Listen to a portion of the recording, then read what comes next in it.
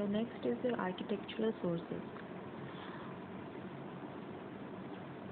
So during the British period, many monuments were built.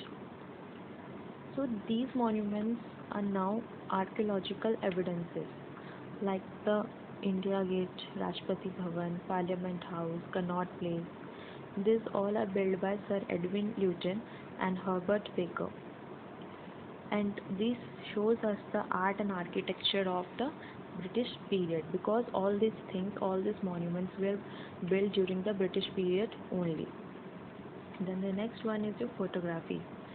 So some historical photographs are still available, and historians use these photographs to reconstruct the history or to get knowledge about the history. Then the next one is your painting.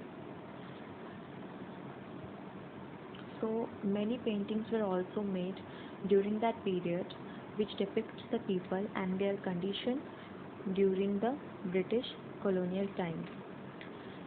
Tilly Kettle was a British artist who visited India in 18th century and had made many paintings on several themes like Sati and the other Indian ceremonies. Sati, you all must have read about in the previous class that it is a culture or tradition that had been followed by the people of India, in which a woman also had to die along with along with her dead husband.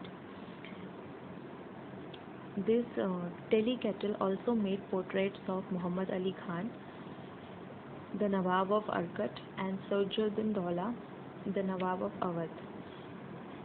He also made painting of Bharat Mata in different styles to reflect the progress in the attitudes of Indian nationalists. Then the last one is your radio broadcast. So the radio broadcast of important leaders like the speeches of Nehru, which he spoke during the Independence Day, like the songs we sing like Vande Mataram, Rang De Basanti, Kadam Kadam Badhai Ja, they were also preserved in the radio archives.